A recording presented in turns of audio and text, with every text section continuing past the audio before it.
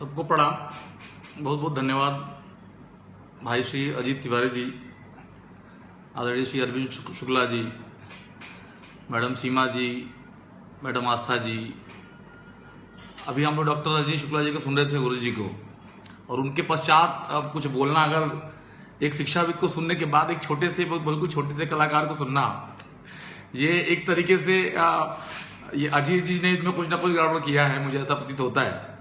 परंतु उनका स्नेह रहा है और स्नेह के चलते निश्चित ही यह जो विषय है बड़ा ही महत्वपूर्ण विषय है। और कौटिल्य इंटरनेशनल फाउंडेशन भारतीय संस्कृति और सभ्यता के लिए काफ़ी अच्छा काम कर रही है। और मैं कुछ बिल्कुल सही बताया भाई श्री अजीत तिवारी जी ने, कुछ समय से मैं भी जुड़ा हुआ हूँ। मैं ज़्यादा योगदान तो नहीं दे पा रहा हूँ जितना आपने बताया है, लेकिन ये है कि मैं चाहता हूँ कि मैं भी इसमें कुछ योगदान दे सकता हूँ, तो निश्चित ही मेरा जीवन में धन्य मैं मानूंगा, क्योंकि देश और समाज से कहीं काम आ सकता हूँ। तो विषय Kautilya International foundation, Invertis university और महाराजा अग्रसेन विश्वविद्यालय के तत्वावधान में आयोजित इस 7 दिवसीय जो समिट है, निश्चित ही अपने लक्ष्य को प्राप्त करेगी। और जो भी डिलिब्रेशंस इसमें हो रहे हैं वो कहीं ना कहीं देश और समाज के लिए हितकर होंगे, यही मेरी भी मंशा है। और इसी में एक संविधा के रूप में मेरी ओर से मैं अर्पित कर रहा हूँ। विषय जो आज का मुझे मिला है एजुकेशनल लीडरशिप। चूंकि मैं शिक्षण संस्थान से जुड़ा हुआ हूँ, समूह निदेशक की भूमिका में हूँ, ग्रुप ऑफ इंस्टीट्यूशन से हम जुड़े हुए हैं। भारतीय शिक्षा की बात जब हम करते हैं वो कहीं ना कहीं धर्म आधारित शिक्षा की बात हम करते हैं, जो चर्चाएं आप लोग अभी सुन चुके हैं डॉक्टर रजनीश शुक्ला जी के मुखारविंद से। तो उसके ही एक्सटेंशन में कुछ मैं जोड़ सकता हूँ, तो मेरे लिए मैं अपने आप को धन्य मानूंगा। निश्चित ही जो शिक्षा में जो दोष रहे हैं, जो लॉर्ड मैकाले की शिक्षा पद्धति से हम सब परेशान रहे हैं, एक लंबे समय से प्रताड़ित रहे हैं। और कहीं ना कहीं भारतीय संस्कृति और सभ्यता का जो आधार है, जो मूल है, वह हमारे अंदर इतना डीपली निहित था कि हम लॉर्ड मैकाले की एक गलत नीति के चलते भी उतने प्रदूषित नहीं हो पाए जितने हो सकते थे। निश्चित ही यह एक चिंता का विषय था, लेकिन यह कहीं ना कहीं भारतीय संस्कृति और सभ्यता के कारण ही हम उससे बचे रहे, अछूते रहे। और धीरे धीरे हमारी स्पीड तो स्लो रही, लेकिन कहीं ना कहीं हम आगे बढ़ते रहे। और उसमें अभी जो नई शिक्षा नीति, राष्ट्रीय शिक्षा नीति अभी 2020 जो भारत सरकार ने अभी लॉन्च कर दी है, वो निश्चित ही पुनः भारत को परम वैभव तक पहुंचाने के लिए कारगर सिद्ध होगी। जो विषय शिक्षा से जुड़े हुए हम लोग हैं, शिक्षा का जो मूल उद्देश्य है वो है राष्ट्र का पुनर्निर्माण, समाज का पुनर्निर्माण। और शिक्षक का जो कर्तव्य है वह कहीं ना कहीं it is 24/7 you can see the role, it is not 8 hours job. So that ये हमको जानना बहुत आवश्यक है, और ये प्रत्येक शिक्षक को जानना आवश्यक है। शिक्षक जो है वो समाज का निर्माण करता है। शिक्षक सामान्य नहीं होता है। आचार्य चाणक्य कहते हैं कि शिक्षक सामान्य नहीं होता है, प्रलय एवं निर्माण दोनों इसकी गोद में पलते हैं। तो आइए हम राष्ट्र पुनर्निर्माण के लिए काम करें। कुछ ऐसे एजुकेशन संस्थानों का गठन किया जाए, ऐसे संस्थानों को बनाया जाए, उन्हें संवारा जाए, उन्हें देश की जो संस्कृति और सभ्यता, जो हमारी पुरातन संस्कृति रही है, जो हमारी पुरातन उपलब्धियां रही हैं, जो पुरातन नवाचार रहे हैं, जिनको हम कहीं ना कहीं नेगलेक्ट कर चुके हैं, उनको पुनः एक बार देखा जाए और उनको पुनः एक बार समझा जाए, हम युवाओं तक पहुंचाएं और निश्चित ही परम वैभव को प्राप्त करें।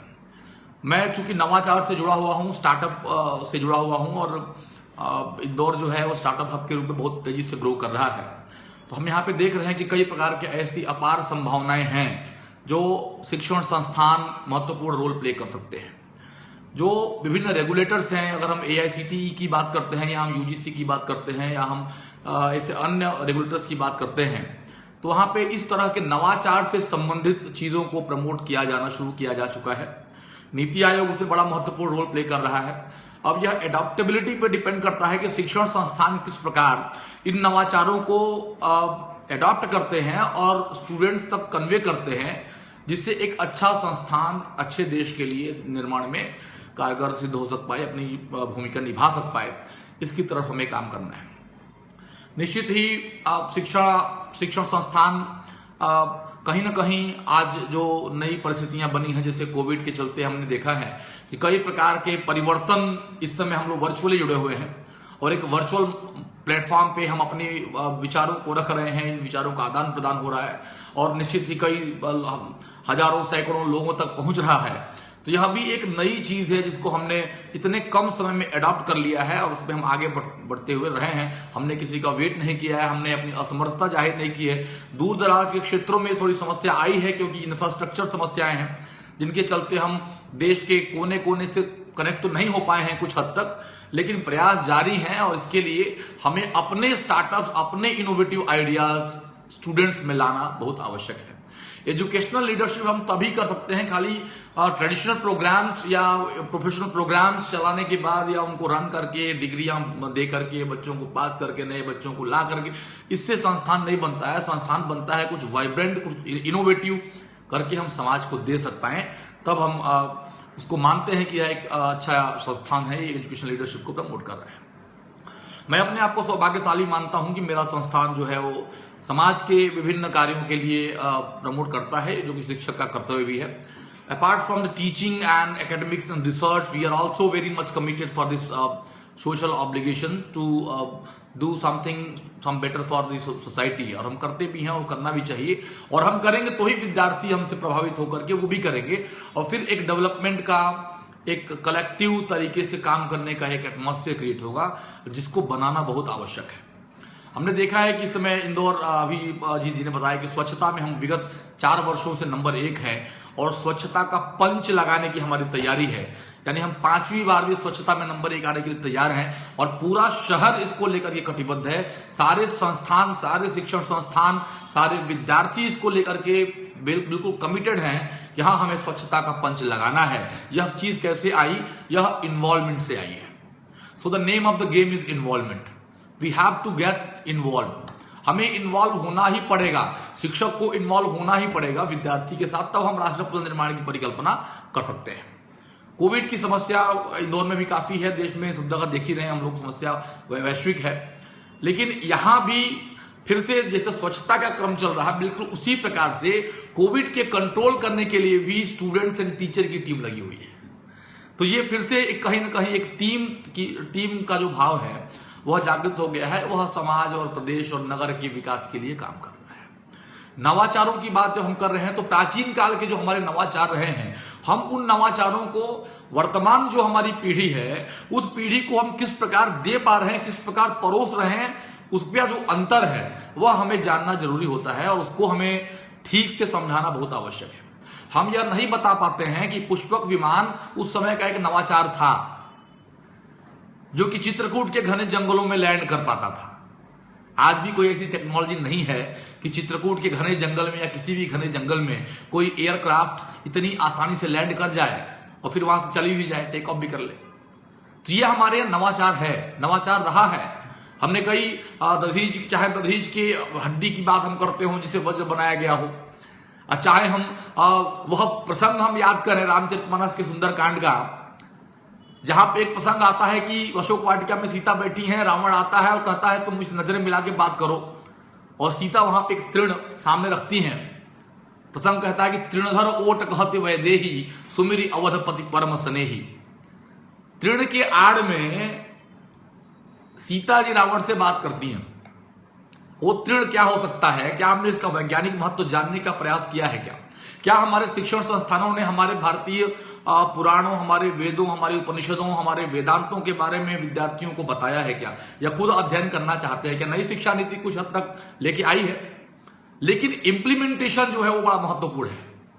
प्रसंग ऐसा है कि हो सकता है कि सीता की आंखों में कोई ऐसा पासवर्ड हो जो रावण चाहता हो, क्योंकि धनुष यज्ञ का भी प्रसंग हमें याद है कि धनुष यज्ञ जब हुआ है और धनुष सबसे नहीं उठता है, राम जी से उठता है। हो सकता है कि वह कोई परमाणु बम रहा हो उस समय का, जिसे डिफ्यूज करने के लिए राजा जनक जो विदेह कहे जाते थे, उन्होंने ऐसी कोई प्रतिज्ञा की हो जो इसे डिफ्यूज करेगा मानवता के कल्याण के लिए, समाज के कल्याण के लिए, विश्व के कल्याण के लिए।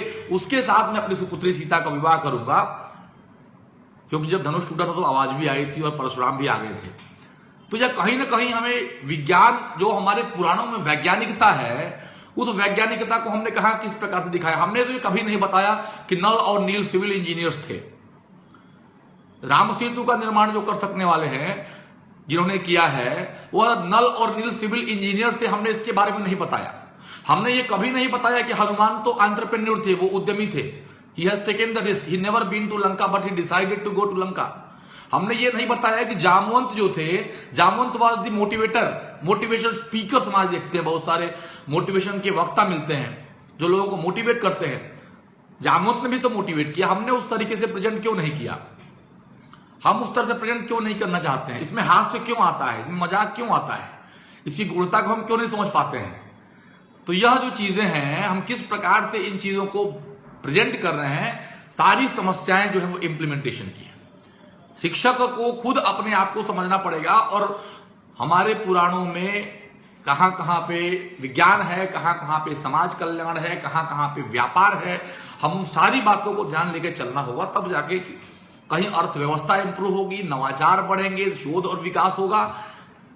तो यह शिक्षण संस्थानों का महत्वपूर्ण रोल है, जिसमें एजुकेशनल लीडरशिप वही अटेन कर सकता है जो यह लंबी छलांग लगाने के लिए कुछ कदम पीछे हटता है, अध्ययन करता है, गूढ़ अध्ययन के पश्चात आगे बढ़ता है। और यह कहीं न कहीं एक तरीके से हमें अपने अंदर भाव में लेना होगा और हमें लोगों तक प्रमोट करना होगा। विज्ञान महत्वपूर्ण है, नवाचार। आज हम देखते हैं कि अटल इनोवेशन मिशन, नीति आयोग ने नवाचार को प्रमोट करने के लिए स्कूल स्तर से लेकर के कॉलेज स्तर तक और इवन कॉलेज के बाद भी नवाचार को प्रमोट करने के लिए कई इनिशिएटिव शुरू किए हैं। स्कूल स्तर पे अगर हम देखें तो अटल टिंकरिंग लैब्स के नाम से जो टिंकरिंग की सुविधा देती है, जहां पे रोबोटिक्स के बारे में बच्चे सीख सकते हैं।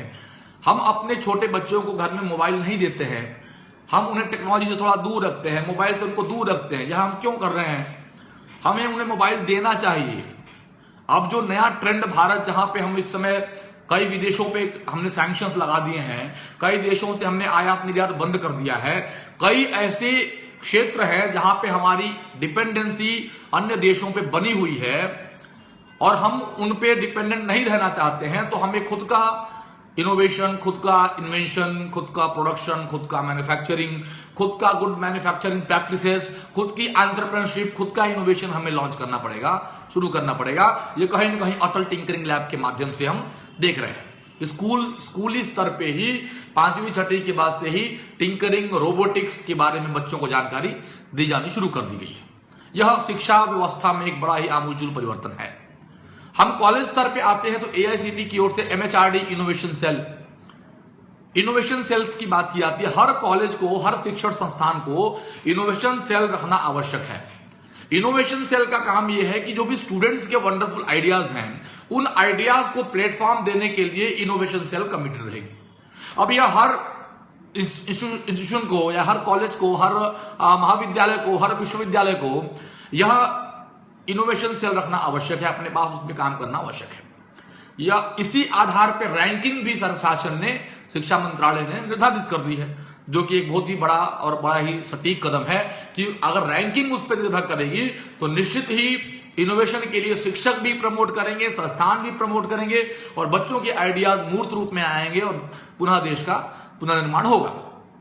आज जब हमने चीन पे बैन की स्थिति हम देख रहे हैं, तो खिलौने के व्यापार में, खिलौनों के मैन्युफैक्चरिंग में, या हम वीडियो गेम्स की बात जब हम करते हैं या गेमिंग की बात करते हैं, गेमिंग के क्षेत्र में अपार संभावनाएं हैं। और अगर भारत गेमिंग के फील्ड में उतरता है और भारतीय जो इनोवेटर्स हैं गेमिंग के फील्ड में काम करना शुरू करते हैं, खिलौने बनाने शुरू करते हैं, तो हमारे देश का जो मार्केट साइज में कहूंगा, मार्केट साइज इतना बड़ा है कि हम अपने ही मार्केट को सेटिस्फाई करने में अभी तक हम सक्षम नहीं है। विश्व इंटरनेशनल ट्रेड की बात तो दूसरी है, पहले हम अपने मार्केट को सेटिस्फाई कर लें। तो यह अपार संभावनाएं हैं। कोविड के चलते भी हमने देखा कि कई ऐसे व्यापार ठप हो गए, कई नई संभावनाएं भी आई हैं। हमने कभी सैनिटाइजर के बारे में नहीं सोचा था, लेकिन सैनिटाइजर के बारे को लेकर के एक नया संभावना मार्केट में देखने को मिला है। मास्क के बारे में नई संभावनाएं आई हैं। फार्मेसी का फील्ड तेजी से बूम किया है, मेडिकल फील्ड तेजी से बूम किया है। तो यहां पे कहीं ना कहीं शिक्षण संस्थानों का यह दायित्व है कि रियल टाइम में जो भी सोशल प्रॉब्लम्स हैं, उन प्रॉब्लम्स को सॉल्व करने के लिए हम स्टूडेंट्स को गाइड करें, हम उन्हें इनोवेटर के रूप में लेकर के आए और तब जाके राष्ट्र का कल्याण संभव है। जैसे हम कॉलेज के बाहर निकलते हैं या कॉलेज से लेके कॉलेज के बाहर तक, it is open to all, Again, Niti Aayog has given one wonderful initiative called Atal Incubation Center. So you can have the incubation center, you can go to the incubation center, you can talk about your idea, you can discuss with your some of the experts, और वहां पे innovative ideas को startups के रूप में convert करने के लिए काम किया जाता है। इस समय देश को स्टार्टअप्स की बहुत आवश्यकता है, बहुत सारी जरूरतें हैं। अब यहां पे फिर इंप्लीमेंटेशन का इशू आता है, और हम कॉपी किसे करते हैं? We are copying Silicon Valley and we are implementing in India. फिर यहां पे दोष आ जाता है। जब हम कौटिल्य इंटरनेशनल फाउंडेशन के बैनर तले बैठ के इसमें बात कर रहे हैं, जो भारतीय सभ्यता, भारतीय संस्कृति, भारतीय मूल को लेकर के काम कर रहा है, और यह चीज हमें स्टार्टअप्स के सेक्टर में भी रखना है, क्योंकि भारतीय समस्याएं अलग हैं, भारतीय परिवेश अलग है, भारतीय फूड हैबिट अलग है, कल्चरल वैल्यूज अलग हैं, पहनावा अलग है। तो उसी प्रकार से भारतीय स्टार्टअप्स भी टेलर मेड होंगे, जो इंडियनिज्म को साथ लिए रहेंगे। We can not copy Silicon Valley and we can implement in India and we can wait for some good results, we will not get it. हमें भारतीय दर्शन को, भारतीय संस्कृति को, भारतीय सभ्यता के मूल को साथ में रख करके स्टार्टअप करना है, और हर क्षेत्र का, हर प्रदेश का, हर जिले की अपनी अलग समस्या है। उन समस्याओं के समाधान के लिए शिक्षण संस्थाओं को काम करना है। जो नई शिक्षा नीति है उसमें हम देख रहे हैं कि विश्वविद्यालयों को शोध का काम दिया गया है। जो महाविद्यालय स्तर पे हैं, छोटे छोटे महाविद्यालय हैं या शासकीय महाविद्यालय हैं, प्राइवेट महाविद्यालय हैं, उनको काम दिया गया कि आप कम्युनिटी डेवलपमेंट का काम भी करना है साथ में।